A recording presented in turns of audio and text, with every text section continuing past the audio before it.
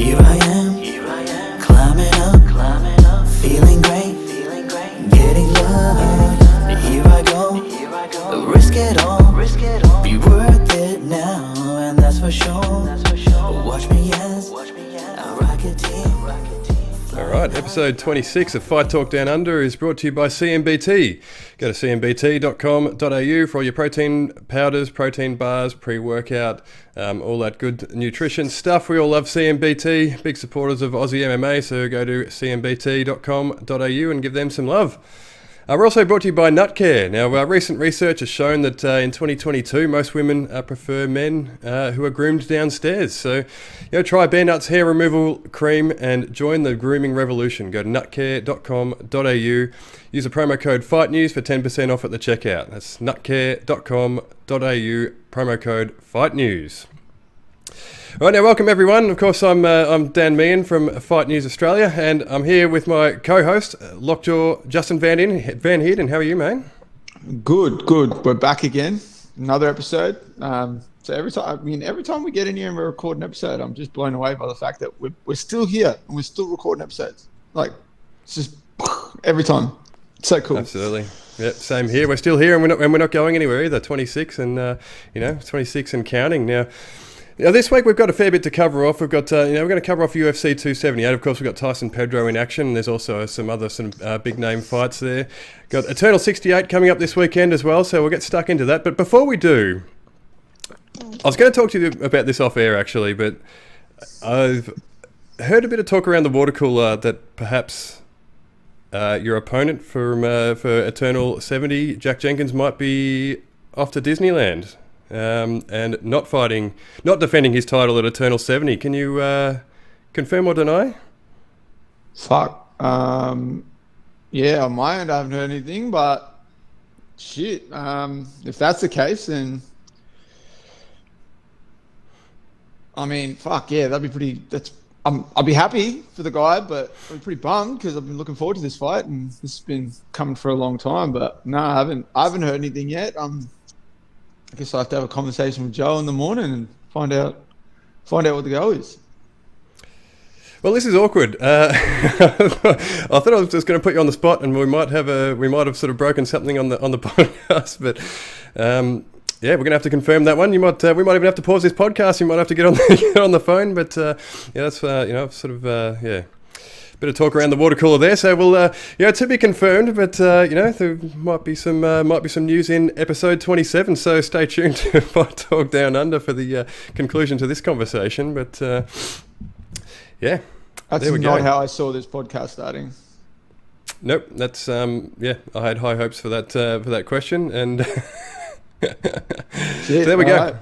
Well, yeah, I might have just let the cat out of the bag on right here on the podcast. So well, there you go. So with that in mind, UFC 278. We've got Tyson Pedro in action this weekend. He's taking on Harry Hunsucker. Obviously, and that's a pretty of an unfortunate name actually. So anyway, his nickname's a Hurricane. He's fighting his third Aussie in the UFC. He's lost to both Tai Tuivasa and Justin Tafa in 2021, both by KO inside the first 2 minutes. So he's basically the opposite of Jalen Turner. He also has a loss to Jared Vanderohe and Dana White's Contender Series, so he perhaps hasn't sort of stepped up to the UFC level, but he's making his light heavyweight debut. He's fought his whole career at heavyweight, so it'll be interesting to see how he goes. And I guess it sort of appears that maybe they're sort of building Tyson Pedro up slowly after a 3.5-year layoff. Of course, he returned to knock out Ike Villanueva back in April. So, obviously Ike went 1-5 in his UFC tenure, so they're sort of building Pedro up slowly. It sort of seems like a solid matchup for him this time around. So, what do you make of it? Yeah, that's an interesting fight, obviously, with old mate moving down to light heavyweight. But, yeah, I think really, let's be honest, let's call it like it is. I think it's just another sort of little build-up, sort of feeder fight for Pedro, just to sort of get some more time in the octagon, get another sort of win behind him and sort of, like you said, build him up there. I think they've recognised the market value for the Anzacs and the region here, so I feel like they're gonna continue to build that up. So it's a good way they're doing it, and giving Pedro this fight makes sense to me from a business point of view as well. You know, like we said, he's coming off that win over Ike, whatever the fuck his name is. Yeah, you know, obviously that was just a dominant performance by Pedro, and I think it's going to be much the same this time. You know, I feel like he's just going to do his thing. I think he, again, you know, did split his prep and his camp between being here in Australia and then finishing it off or doing the bulk of it at City Kickboxing. So, you know, look at the caliber of people he's sharing the mats with. I'm sure he's been getting stuck in with everyone doing their work, you know, getting pushed to a new level again. So I'm excited to see what he sort of brings this time around and, you know, see what he can utilize to sort of find the victory. But I see him just getting the finish inside too. I feel like he's just going to have too many tools to use, too many weapons, probably too fast, probably, you know, too hard to deal with in terms of his height and reach. Yeah, it's a very winnable fight for Pedro. It certainly looks that way, and he's opening up the main card, I think, as it stands at the moment. So it's a big opportunity for him, you know, to get a win and to sort of look good doing it on a big card as well, you know, on the pay-per-view. So I think it's a vote of confidence, like you kind of touched on there. It's a vote of confidence from the UFC that they want to throw him into a position like that, and obviously with a winnable fight as well. So yeah, hopefully he can deliver on the day. But it looks like he's been in camp at. Pardon me, it's City Kickboxing. So yeah, I wonder if we'll see any difference this time around. What do you reckon? Yeah, no, I'm sure we will. I think he's, you know, there's going to be like little things that are just going to shine through, depending on you know how much time you actually spent there and how much work you did there.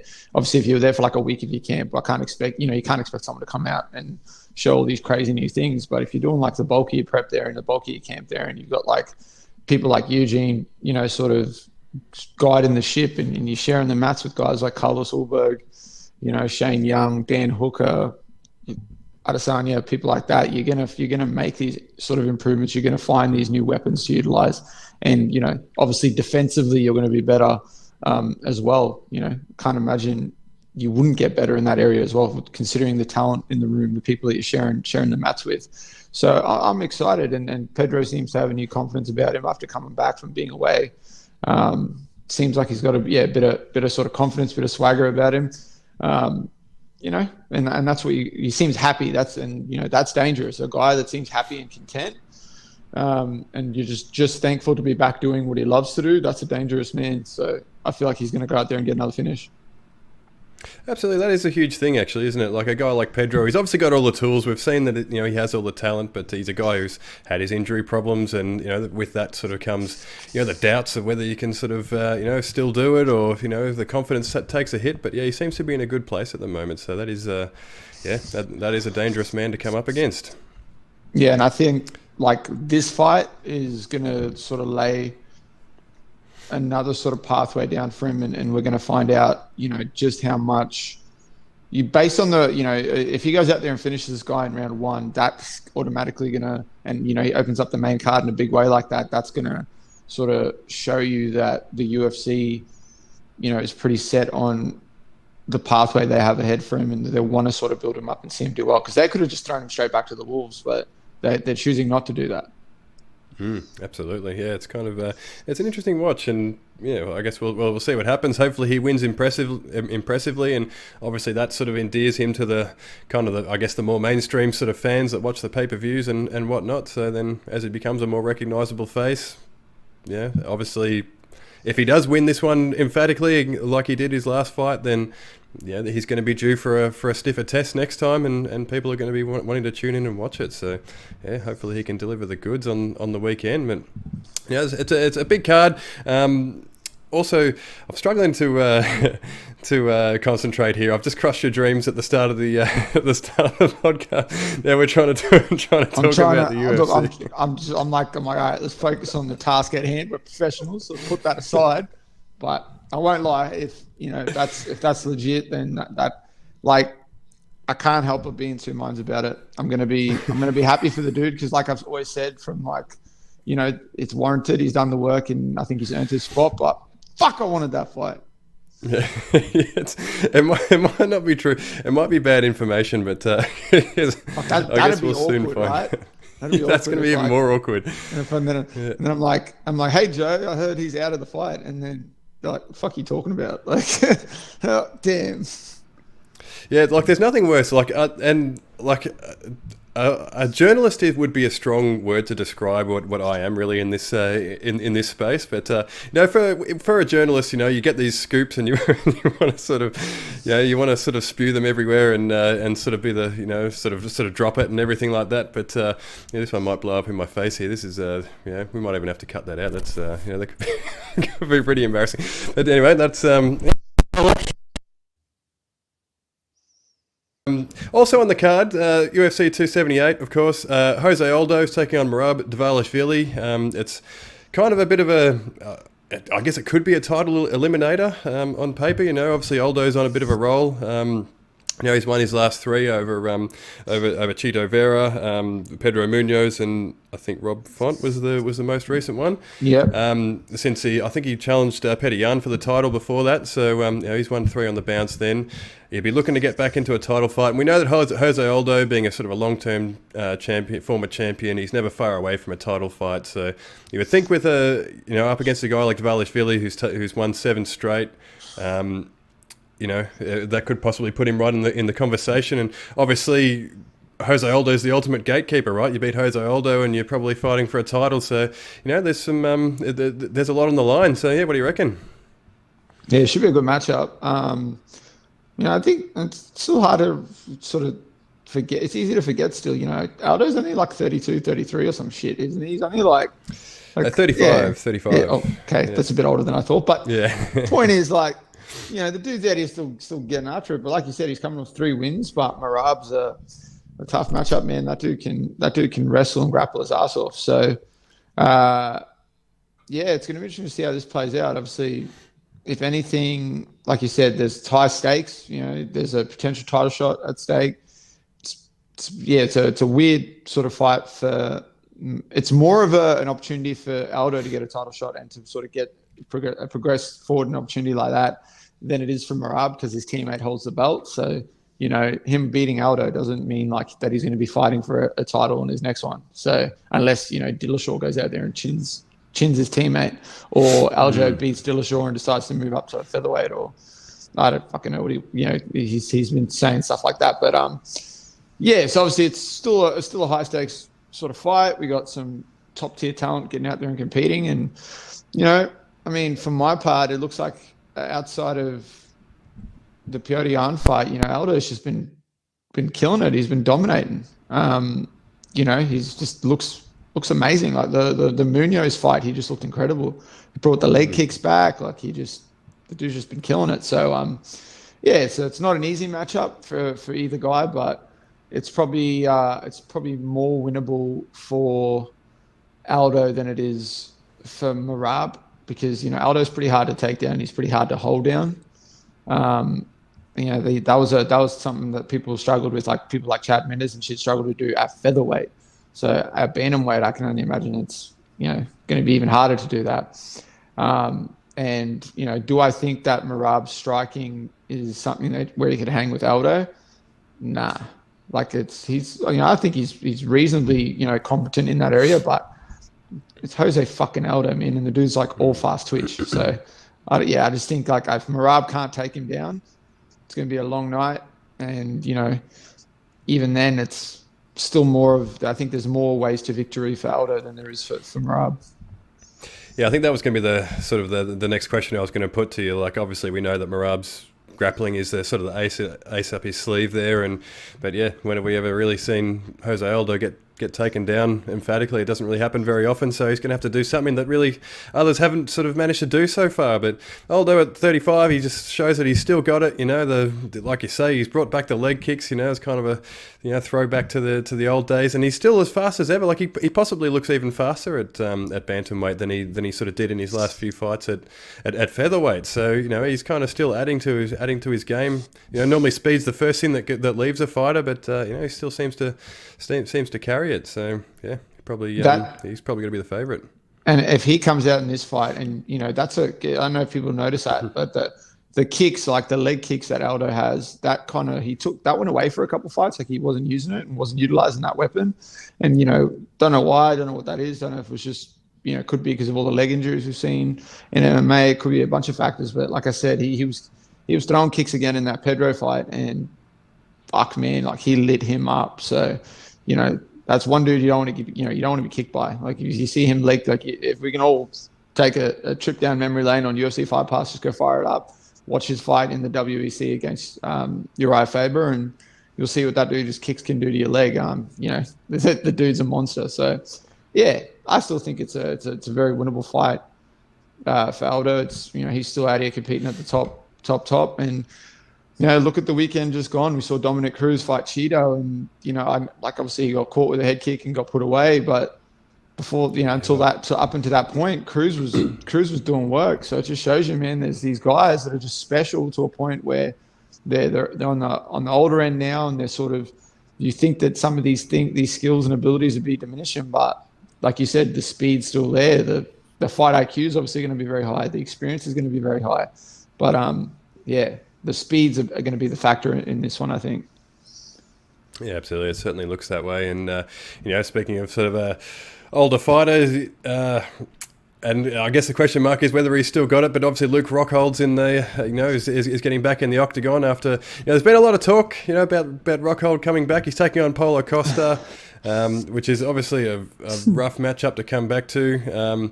And I've got so many questions about this fight. Like, obviously like Costa, we know he's lost his last two, the title challenge against Adesanya, and then he's obviously lost a decision to Marvin Vettori since. I guess what's interesting about that Vettori fight was that he missed weight by 25 pounds, which is absolutely insane. So like this fight's back at middleweight. So I guess the question for me is, can he make the weight? Is he actually going to attempt to make the weight this time? Like Dana White said that he won't allow Costa to fight at middleweight again, but here we are. Is he going to take it seriously? Luke Rockhold turns 38 in October. He hasn't fought since 2019. He's talked about sort of losing his passion and all that sort of thing. Does he have anything left in the tank? Yeah, it's a weird one. Like, I don't know. Costa, from what I can see, looks like he's in a lot better shape than he was coming into the Vettori fight. So let's hope that he is going to make weight, and it is going to be all sweet, and it's going to be a middleweight and all that sort of bullshit. But yeah, Rockhold, obviously, fuck, man. Like, he got KO'd by Romero. He got KO'd by Bisping. Then he got fucking absolutely annihilated by Jan. And up until that point, in the Jan fight at light heavyweight, there was like little glimpses of what he's still, of his abilities and what he's capable of. But ultimately, he got smacked and stopped. But, it's up in weight. And like you said, the dude's talked about he wasn't really in it. He didn't feel like he had that issue with his shin. So, look, I'm trying to get excited for it because on paper, it's a sick matchup if it goes ahead and they both make weight and they get in there. And if Luke sorted himself out and he's motivated and back, we've seen what that dude can do, man. He's destroyed so many people. So, and he's a very talented fighter. Like, the dude can strike, he can grapple. He's got a bunch of weapons and a bunch of ways to win the fight. I think from memory, the first time he fought Bisping, I think he dropped him with a kick and then ended up subbing him. So it just shows you, like, the dude's versatile. He's well-rounded. He got murdered by Vitor Belfort when he was on all the steroids as well. But always forget about that. But you know what it is, Dan? Here's the secret to this fight. It's going to come down to this. Can Rockhold get in there? Believe, conceive, and achieve. Is that what we're going to see? Or is he just going to get like absolutely destroyed by a motivated and fit Paulo Costa? Because hey, end of the day, if Paulo Costa shows up, he makes weight. If he comes into that fight like he did in the Romero fight, Luke Rockhold's fucked. Let me tell you that now. He is fucked. There's no way he's dealing with that. Absolutely, and yeah, I mean, it sounds like the worst self-help book you've ever read in your life. I think that was the response to the conceive, believe, achieve. But he. I guess like we've seen that inactivity for an aging fighter is not a great thing. Like it typically doesn't end that well, and like for when people start talking about losing the drive to compete, and then this happens so often in combat sports. You know, people sort of say they lose the drive, and then they say, I'm rejuvenated. I've found that fire again. But I always struggle to believe it. I always struggle to believe that people can just rekindle that flame, sort of, you know, in the twilight of their career. You know, Did you get that sort of feeling from Luke Rockhold? For me, I see his comments in the media. He's still complaining about fighter pay and all that sort of thing, and talking about unions and all that sort of stuff. And I don't know. I don't buy it. I don't know that he really is. I feel like maybe he just wants to kind of cash out again. He's probably still on a solid contract from the UFC. I don't know. He probably still gets a couple $100,000 or whatever for fighting. At a guess, I don't know, but. I don't know. I don't buy it. I feel like this might be a bad thing for him. I think he might be walking into Paulo Costa, who's going to, who might put a beating on him. What do you reckon? Yeah, it's weird. It's always weird when fighters say that shit. It's very rare that like someone, you know, something happens, they've lost that drive, and then they've sorted out what the problem was, or they've, you know, refocus themselves, and then they come back and it was what happened. And then you see what they, you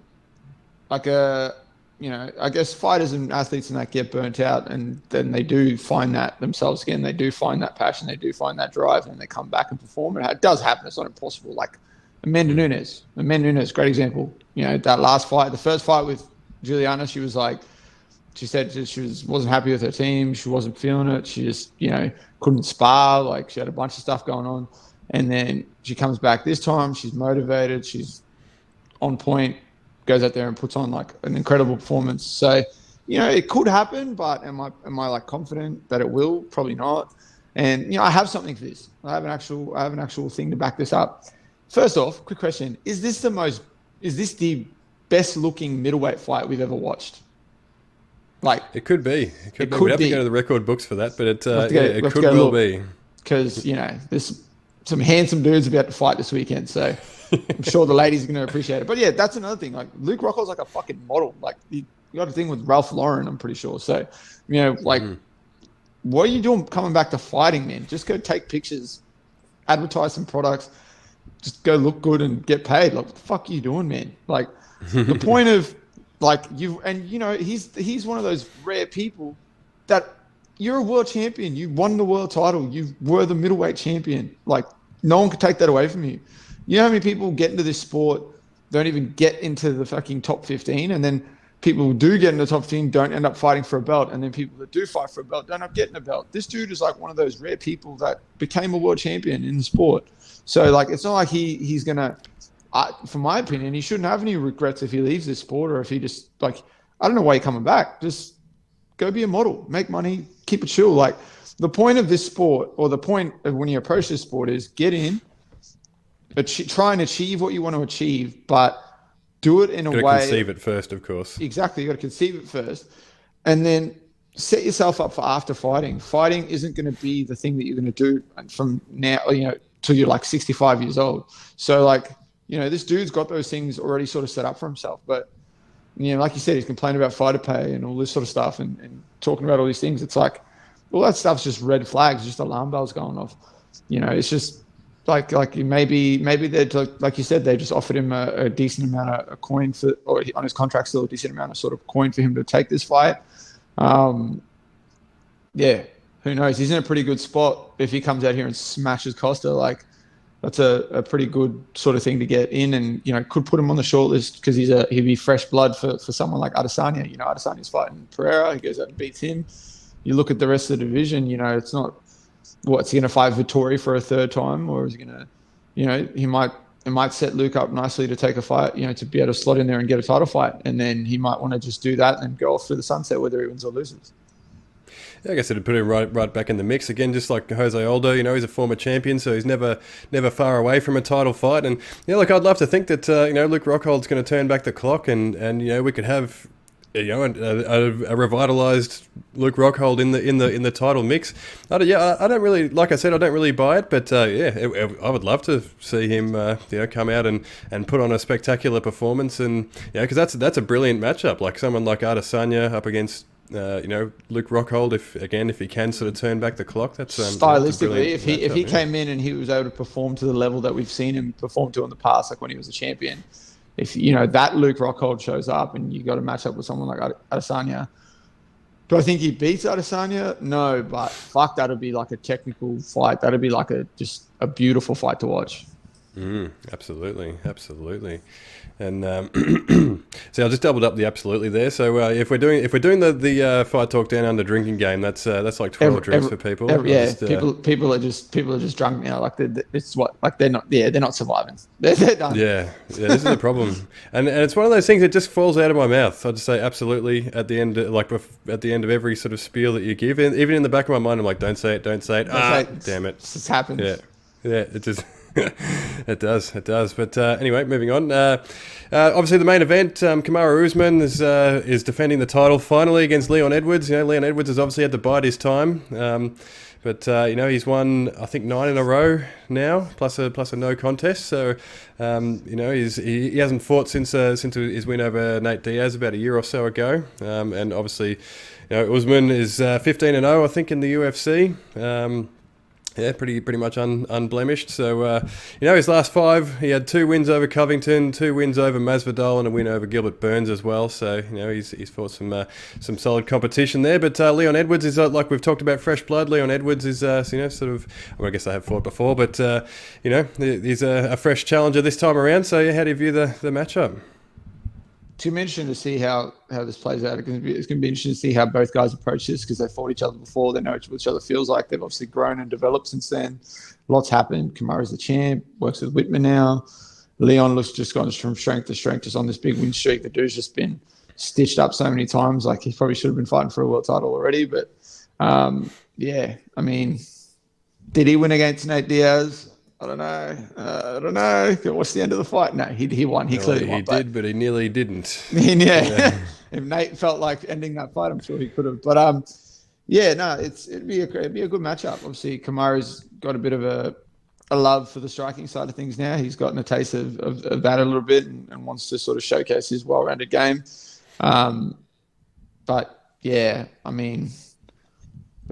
This fight is either going to be a sort of clear-cut dominating 5-0, shutout by Usman, much like the Woodley fight, I'd say, and then, I feel like it'd be a bit more competitive in the sense that, there'll still be some dangers presented to him by Leon, but all the other outcome is Leon just knocks him out. I don't see this fight going another way. I don't see Usman knocking out Leon.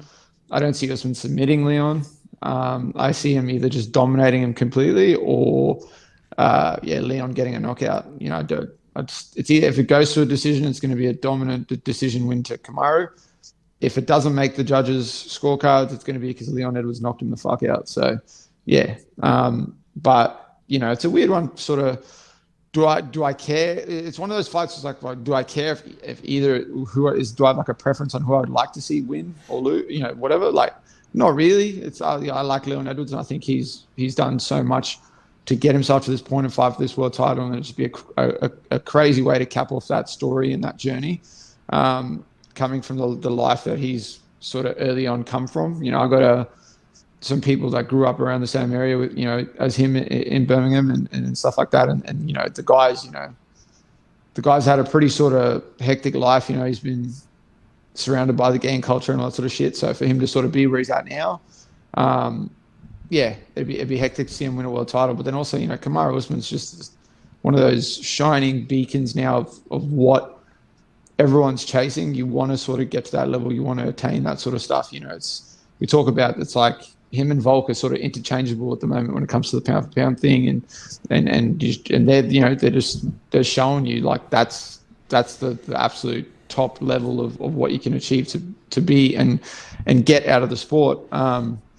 Obviously maybe I lean a bit more towards Kamaru because I guess South Africa is a bit closer to Nigeria than it is to England, so maybe, I don't know, it's a touch, something like that. But it should be a dope fight. I'm really looking forward to it. I feel like it's going to be vastly different than the first fight.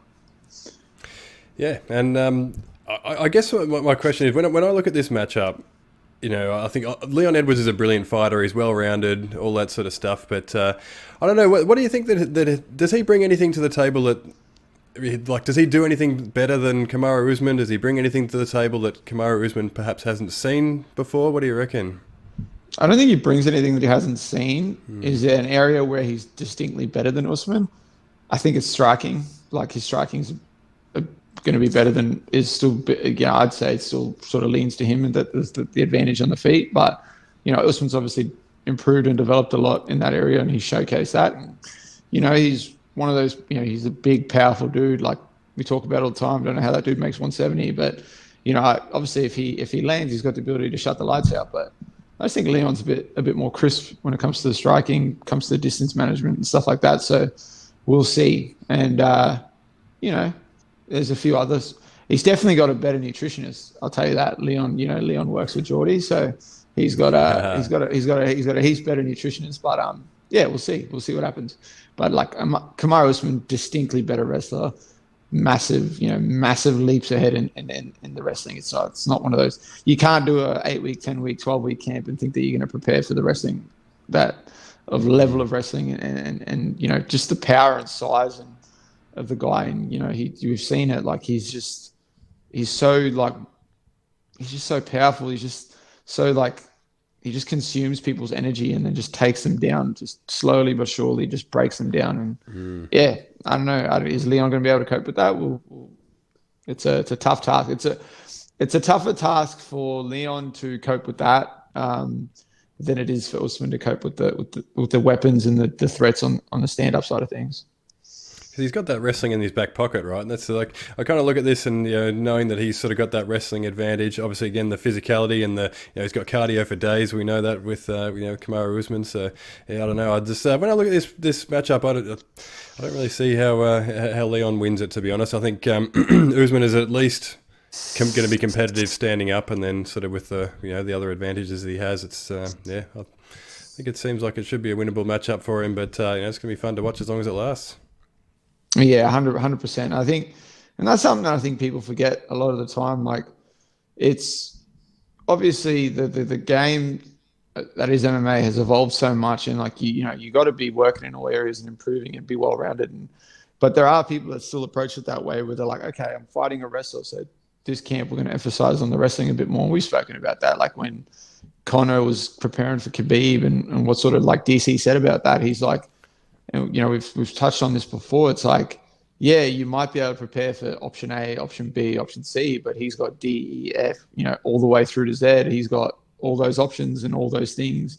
You can't prepare for that in 3 months. It's not a thing. Like on the feet, anyone can land and anyone can put anyone away and shut their lights out. Like, that's something that can happen. It can happen at any point, but there isn't like a sort of one punch thing when it comes to the wrestling. You're not going to suddenly have this one technique that's going to shut down all of Usman's wrestling.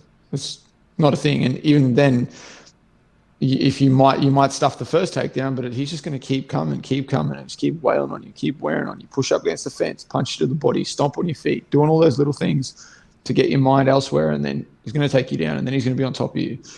And like, yeah, that shit's. I think people can sort of identify what it feels like to get punched in the face, even if they've never been punched in the face. They can probably like put it together and be like, oh, well, that'd suck. But I don't, it's unless you feel it, I don't think it's pretty hard for people to understand what it actually feels like when someone's just grinding you out and they're just wearing on you and they're just breaking you down and you're just getting tired and the lactic's building up in your arms and your legs and you start breathing heavier and you're just feeling like your soul is just not in your body anymore. Everything's just going down, down, down. That's something that's incredibly hard to describe to someone. So are you describing your sparring sessions with Alex Volkanovski right now? Yeah. No, I mean, if you talk to him, that's exactly how he feels when he spars me. I'm sure. Yeah. Nah, obviously I'm kidding. Slightly. Yeah. Well, so that's gonna be interesting to see. I mean, because eventually Leon is gonna end up on his back in this fight, and what he does in the first round or the first sort of exchange when that happens is going to set the pace for the rest of the fight. You know, we're going to find out just how much this dude has improved and just how seriously he takes improving in all areas. Like, because if he gets in there, he gets taken down and he gets to his feet like straight away, and he's, or, you know, defensively aware, he's got all these tools and tricks that, you know, then you know, it's going to be interesting to see how the fight turns out after that. But yeah, it's going to be very hard to see that happening. Definitely, and obviously we've got to talk Aussie MMA as well. We've got Eternal 68 on this weekend. So yeah, again, a big card over in Perth. So yeah, we'll probably do 3 fights from the main card, and then we'll do some predictions and all that sort of stuff. But I wanted to touch on Jacinta Austin. Pardon me, she's a sort of an exciting prospect in the women's division. She's taking on Nyreen Crowley. We know Jacinta Austin. I of course interviewed her last week, or maybe the week before perhaps, and released it last week on the Fight News Australia YouTube channel. So if you want to hear more about this fight from Jacinta herself, then go to Fight News Australia on YouTube. Shameless plugs aside, of course, Jacinta beat her old nemesis Ailish Smith back in March, and she had a win in K1 over in Japan in between. So she kind of just crossed, as she said in her interview, she kind of crossed that off her bucket list, and she had a big win over there. But now she takes on Nyreen Crowley, who's obviously experienced. We know she's fought most of her pro career over in one championship, but she hasn't fought since lost to Itsuki Hirata over there in February 2020. So she's had a little bit of a layoff, but she's experienced. So yeah, it's going to be an interesting test for Jacinta Austin. What do you reckon? Juggernaut's going to bash her.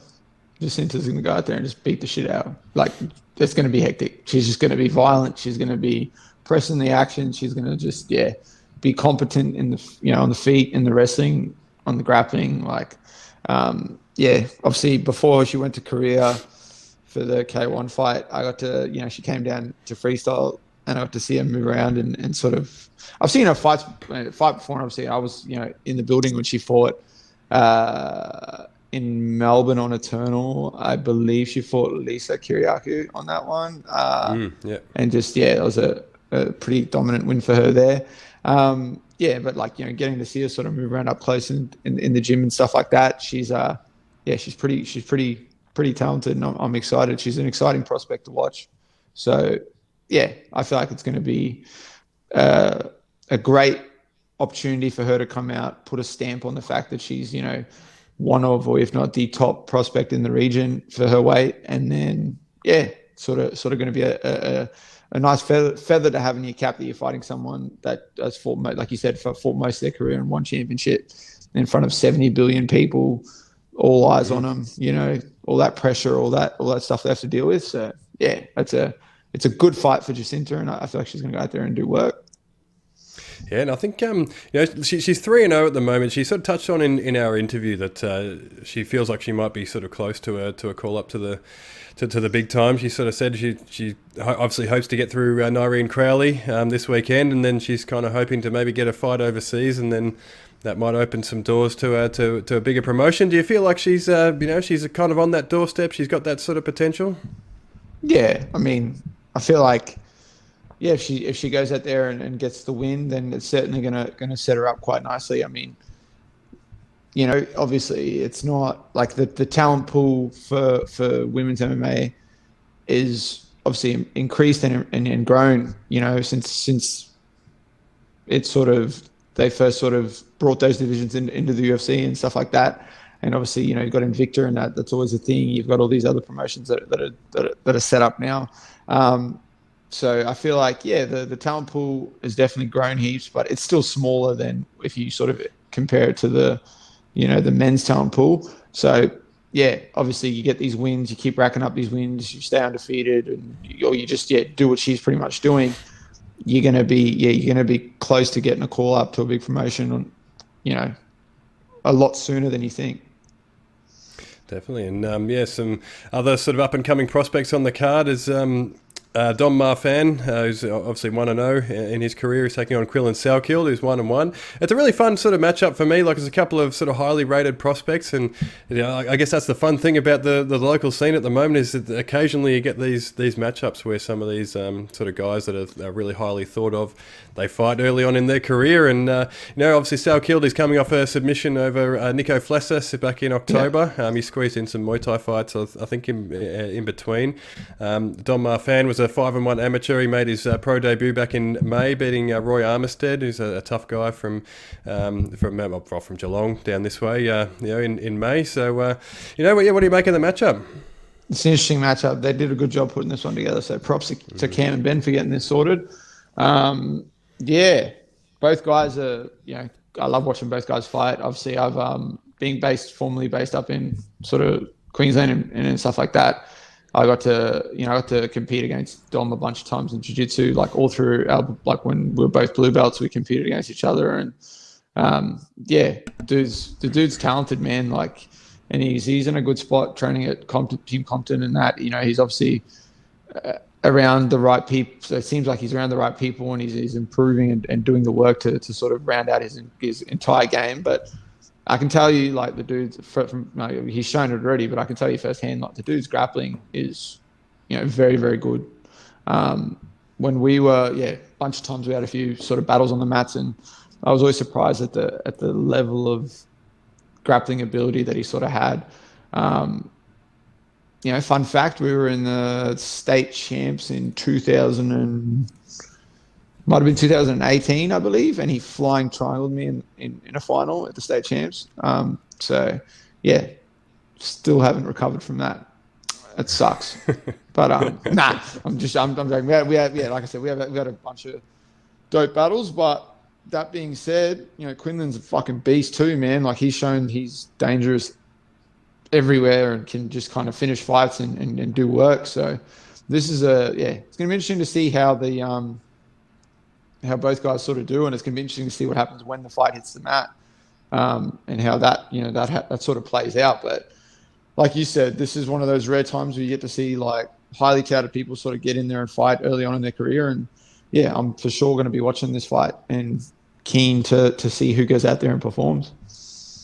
Who do you think? Give us a prediction. Who do you reckon takes it out? Dom sub round 2. I'm going to say armbar round 2. There you go. Yeah, that'll be it'd be an interesting one. Like you say, they're just Quillan's a good a finisher as well. He seems to be pretty accomplished on the mat. So it'd be interesting to see if Dom can kind of impose himself. And Quillan's a big boy too. He looks huge at lightweight. So maybe more so than Dom. And it's kind of hard to tell on a TV screen, but they're kind of looks like a bit of a I don't know. Quillan looks bigger anyway, but it's an interesting one for sure, because just two up and coming guys who are just well rounded, and so I guess a submission win for Dom would be it'd be a huge result, and that would really sort of stamp his credentials as one of the best sort of up and coming grapplers in the lightweight division. Yeah, and it sets it up quite good. If you get whichever guy wins, it's going to obviously be a big sort of momentum push for them. Obviously, I'm predicting that Dom's going to win, by submission. And then for my money, what you do is you grab Dom Marfan, Tom Nolan, chuck them in there together, and you have yourself another insane matchup. Yeah, don't mind that at all. Don't mind that. And there's so many fun matchups in that division actually at the moment. Like. And Tom Nolan's a guy who really kind of announced himself at in the last Eternal event. So that'd be a fun one. Sign me up for that. I know. At this point they should just tie me as your matchmaker, and your assistant matchmaker. I'll help you out. Matchmaker, analyst, featherweight champion. There's plenty of roles that you could do for Eternal. Exactly. Chalk it up. I'm a man of many talents. Yeah, absolutely. But the main event for this one, because this one actually has a main event, unlike Eternal 70 from what we established before. No, it's just it's like just up in smoke now. It's just gone. I gotta stop. It's bouncing around in the back of my head. Like I just can't. Yeah. I don't know. I hope the information's wrong, but I also very much hope that it's that it's right, because I'm going to look like a right fuckwit if it's wrong. But it's a win-win for you, like, because if it's wrong, we still get to see the biggest fight in Australian MMA history. If you're right, if you're right, well, then fuck, that does wonders for both you, for Fight News Australia, but also for our podcast. Yeah, that's right. We're gonna. Dan possibly drops the big scoop. May not. I don't know. We'll see. Hopefully by Wednesday when we release this, we'll know. So I'll be able to. It'd be like, if it is true, best case scenario, podcast release Wednesday. It's like as the information, if it is true, comes out, if that's like a thing, our podcast drops. It's like, it's like all best case scenario, things work out all dandy, and I just am left sad because I'm not fighting Jack Jenkins. Yeah, I know I'm celebrating because I've gotten a huge scoop and managed to break it before anyone else. But you're sort of crying in a corner because your fight with Jack Jenkins might have gone up in smoke, or it might not have. I don't know. But we'll see. We'll soon find out. But so anyway, the main event, Eternal 68, is what we're talking about, not Eternal 70, even though it's just in the back of my mind. Eternal 68, main event, it's been sort of talked up as a bantamweight title eliminator between Rod Costa and Michael Manu. It seems a bit of a strange one to me, and I can see you shaking your head there, and I guess you're probably going to back up what I was saying here, but Rod Costa has obviously campaigned mostly at featherweight. We haven't really seen him at bantamweight before, I don't think. Michael Manu's had a bit of a layoff. I think his last fight might have been sort of 2 or 3 years ago. So it seems an interesting one. So I don't know. Is this an actual bantamweight? I guess they've said it's a bantamweight title eliminator, but how has this one come about? What do you think of the matchup? Have at it. Look, I like. I've never met Michael. I've never dealt with him, so I don't really know much about the guy. Like, I know about the guy, like, fighting wise, but I've never dealt with him. But obviously, I fought Rod. He beat me. But Rod's a fucking weapon. I have a lot of respect for that dude, man. He's one of those people that just, like me, just gets out there and gets after it, does the work, fights, gets in there and just does it. Fights anyone, anytime. He's just all about it. So you can't knock that. They build this as a number one contender fight for the bantamweight title, which is held by our good buddy in Tasmania, Sean Etchell. But it makes no sense to me because Rod's never fought in the weight class. Also, he's coming off a fight with Jack Jenkins, and obviously, unfortunately for him, the fight didn't go his way. Then you got Michael, who hasn't fought. I think he's 5-1 or 5. I think he might be 5-1, 5-2, something like that. 5-2, I think. Yeah. 5-2, yeah. Bantamweight, and he's he fought. I think he's coming off a win, but he hasn't fought since 2019. So in my brain, that it's a number one contender fight, that doesn't make too much sense. But hey, I'm looking at it. It's a pretty good match. It's a pretty dope matchup. So I'm interested to see how Rod fits into that weight class, because I don't know, looking at Rod, I don't think he cuts a lot of weight to get to featherweight. I can't, it doesn't really seem like he does. So it's going to be interesting to see. I think if he's in camp, I don't think he cuts that much, but he typically takes his fights on short notice. I remember interviewing him might have been ahead of the fight with you, actually. Yeah. Perhaps. And he was pretty miserable because he had to cut a fair bit of weight in a short period of time. But I think typically he looked horrible. He looked horrible at the weigh-ins for our fight. I can't really talk. That was a pretty rough one for myself as well. So I don't know. I feel like, but he's basically scrappy now. Like, the dude's gone from strength to strength since he's linked up with them. Obviously, he trains a fair bit with Jack Becker and all those people like Jack Della, Mini T, fucking Ryan Gray, like all these sort of upper sort of talented people. But yeah, it's gonna be interesting to see how he slots into the weight class, how he fits in. He's gonna, if it's all sort of done well and done correctly, he could be a problem at this weight class, man. He could be a problem for a lot of these dudes because he's going to be, a bit bigger, and he's obviously, his grappling ability and stuff's like at a very high level. So if you're in this, you're coming down a weight class, you're going to probably be the bigger guy. If you can make the weight comfortably and do it healthy, it's going to be a rough night in the office for some of these, bantamweights if he gets a hold of them. But he looks like he's another guy. Looks like he's just committed to performing and improving in every area of the game. So, and he's, like I said, he's trains with Ben Vickers and that now, and he's based under them. So you can expect that the dude's going to come in ready for everything that's going to be presented to him by Michael. And Michael seems like someone who's reasonably well-rounded. I think this is the one thing on the table that we're going to chalk into the advantage, a clear-cut advantage to one guy is going to be the grappling to Rod. Rod's grappling is going to be at a much higher level. Obviously, it's MMA grappling; it's a bit different. But if you look back at the probably Rod's fight you look at his fights with Jamie Hunt, and then you look at his fight with Diego Pereira. Once he got a hold, of these guys, got on top, and he was, the fight hit the mat. It's very, very hard to deal with, and just wailed on both of them. I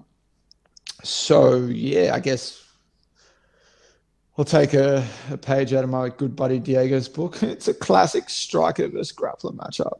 I don't know. It's a cool fight. I think I like the fight. It's a good matchup wise. It's a cool fight. I feel like Michael's going to come out and bring it. He's a dangerous dude. He's probably got he's probably motivated to go out there and perform now, knowing the stakes that are there. And he hasn't fought for a couple of years, so I'm sure he's going to be pumped up to get in there and do work. And Rod's just been more active in that time. Rod's been more active. He's sort of shown what he can do. So I'm going to lean more towards Rod being the one that's going to win this fight, and I'm going to say Rod's going to go out there and get a TKO within the distance. I don't see the fight going the length, going the full 3 rounds or whatever. But I'm leaning towards Rod a bit more, based on the activity that he's had in these last few years, while Michael's been sort of on the shelf. And the fact that, he's dropping down in weight, and the dude, from what I could see so far, the dude looks like he's in shape. He looks happy. He looks like he's content with what his decision to fight in the weight class and what he's sort of doing. And like I said, he's just, the guy's game. At the end of the day, if this fight comes down to who wants to dig deep and, scrap it out and fight out, and who has to sort of get in there and push that a little bit harder, I'm going to lean towards Rod, man, because you look at his fight with you look at his back at his fight with Khan Offley, you look at his fight with Jack. There's no quit in that guy, and he will keep coming. So I feel like if at the end of the day, if it just comes down to 2 guys slugging it out, and who's got to try and find out who's got a bigger heart and who wants it more, I'm going to lean towards Rod. So I think Rod Costa gets a finish inside the distance. Yeah, there you go. And I guess the only question mark is whether he can sort of cut the weight and still sort of be healthy. But I'm sure, like you say, he's got a good team around him, so I'm sure he can pull it off. But I guess we'll do some predictions for the rest of the card. What do you reckon? We got Anthony Drillich versus one of your former foes, Michael Barber. Who takes that one out? Barber. There we go. Yeah. And Khan Diarra versus Anthony Bino. Yeah, that's an interesting one. I think I'm going to lean towards Anthony for that one. I feel like he's going to be able to go out there and grind out a decision. All right, and John Varkey versus Andrew Mills. John, just take that. I feel like that's going to be a knockout win. There we go. Nice. So there we go. That's all on record. So if anyone's got the Neds app or whatever they use for Eternal, there you go. Go and use it. Take that to the bank. And you've got it. You're welcome. If any of the fighters that I picked against, if you go out there and prove me wrong, or you go and do your thing, fucking power to you, and I'll be the first person to be like, I messed up. I made the wrong prediction. But so far it's few and far between. Let me just tell you. Yeah, so far the predictions have been good, and the matchmaking has been even better so far. Like I don't know, Fight Talk Down Under's the place. Lockjaw's got you covered. But we're gonna get to a fan question, of course. This week's fan question comes from Wesley Bortains, who asks, pardon me, he asks, how important is it to have a consistent and thriving platform for amateurs to work towards, such as Eternal? Does having this add to the incentive for more people to pursue the sport? What do you reckon? Yeah, I'm going to go with, I mean, because I mean, obviously, there's a bunch of promotions. Eternal's not the only promotion in the country, but Eternal is the biggest promotion in the country, has the biggest platform, has the biggest exposure sort of possibilities. So I think that is, it's a massive thing. You know, if I'm someone who's watching MMA, I'm a young kid or young person who's watching MMA, and I'm thinking, man, this is the sport I want to do, and I'm not passionate about it. I'm like, I want to do that. You know, knowing that there is a pathway that laid out for you, where you could eventually fight on a show like that, you know, then for sure it's going to sort of entice you to do it.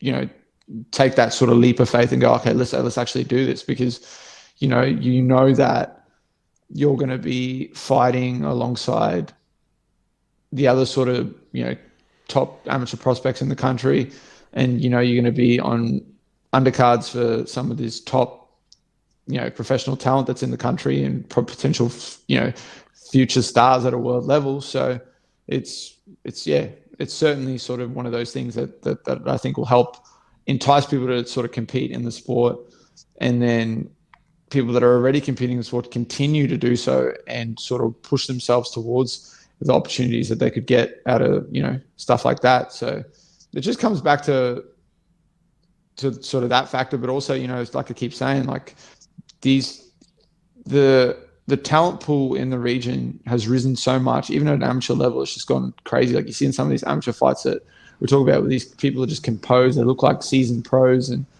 that's just, you know, that's just a credit to all those things. It's a credit to the actual people, to the gyms, the coaches, the you know, the other talent around these people when they're preparing for these fights and stuff like that. But also, you know, the platform that's laid out there, because you know that there's going to be all eyes on you. You're going to have the focus on you.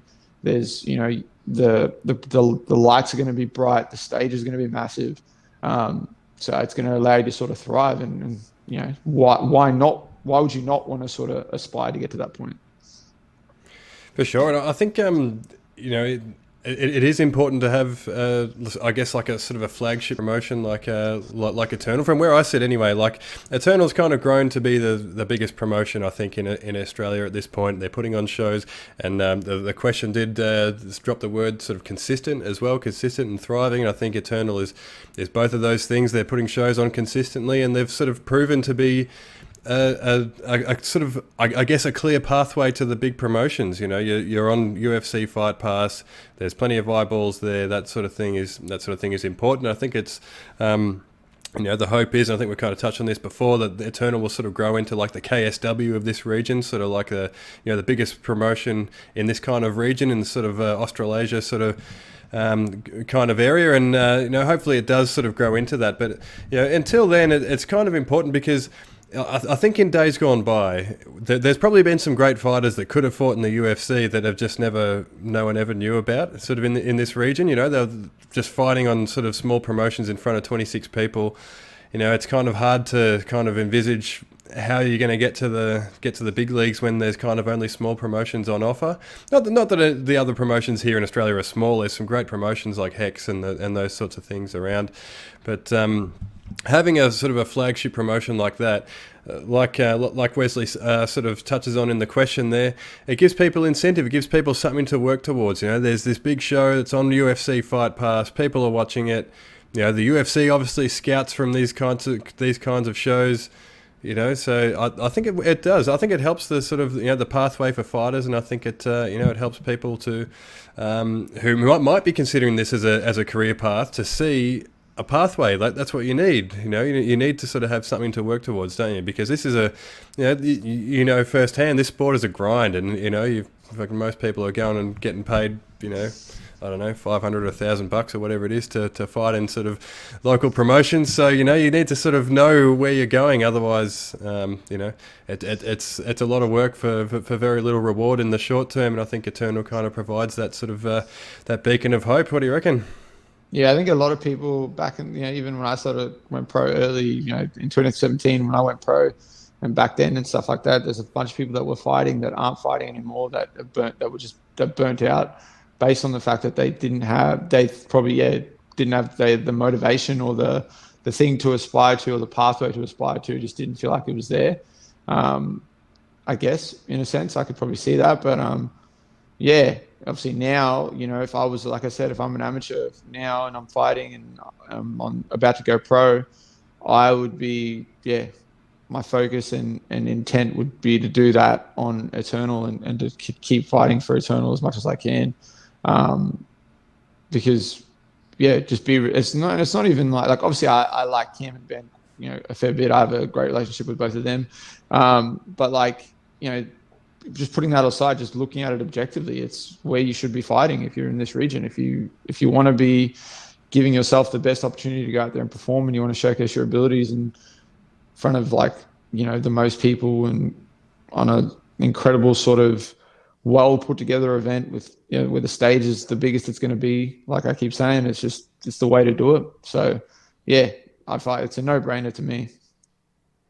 Absolutely, and it'll be a no-brainer to listen to episode 27 of Fight Talk Down Under next week, of course, because we have a guest on next week. We have the newest addition to the UFC flyweight division. It's Shannon, the Turkish Delight Ross, coming on the show next week. So we'll obviously do a bit of a deep dive into his his epic fight on Dana White's Contender Series, and obviously all the wash up from that, and his signing with the UFC. So that's going to be a really fun one.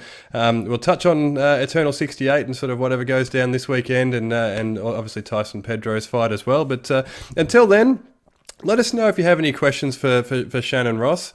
The details will be below if you're watching on YouTube, at Dan Meehan MMA on Twitter, or at Lockjaw MMA on Instagram. Of course, give us a follow on the Instagram page at Fight Talk Down Under. Like and subscribe, YouTube, Spotify, Google Podcasts, Podbean, Fight News Australia, and iHeartRadio. Apple Podcasts can still go and get fucked. I'm still mad about that because I still can't manage to get us on there. So for me, aside from that, I've got interviews with Jacinta Austin and, of course, Deandra Martin, who's fighting in one championship, their debut on one on Prime on August 27th. So that dropped last week as well. So visit Fight News Australia YouTube for all that good stuff. And Lockjaw, what do you got for us? Obviously go and do everything go and do everything Dan said. That way, but go and do everything Dan said. Subscribe, follow, do all that sort of shit. We're going to continue to sort of be putting more and more content out. And obviously, I'm stoked to next week's episode is going to be crazy. I'm excited to talk to Shannon, and I'm just super happy for him. Like we said, we'd love to see the nice guys get the rewards. We want to see the dads do well. And if you're not familiar with Shannon to this point, you're first off, you're an idiot. But go back and watch his fights. Sort of look at some of his fights, look at some of the stuff he's been able to do, and then get yourself acquainted with him, because now you're going to be seeing him fight in the biggest promotion in the world. What can I leave you off with? So my fight on Eternal 70, when it's in September 17th, my fight kit that I'm wearing for that fight, after the fight, this is all going to be teed up. Are you fighting though? I don't know. Well, if I'm fighting, we'll see. But okay, if that all goes ahead and I'm fighting, my fight kit that I'm wearing for the fight, so the shirt, the shorts, and all that sort of stuff, I'm teeing something up to auction that off, and whatever money is raised from that, we're going to donate to a bunch of like men's mental health causes. So people just keep an eye out for that. When that all comes together, I'll put details over on my social media and all that sort of shit, and then we'll get that sort of going. So that's it. I gotta watch it, you never know what might stop you. Here I am, climbing up, feeling great, getting love. Here I go, risk it all, be worth it now, and that's for sure.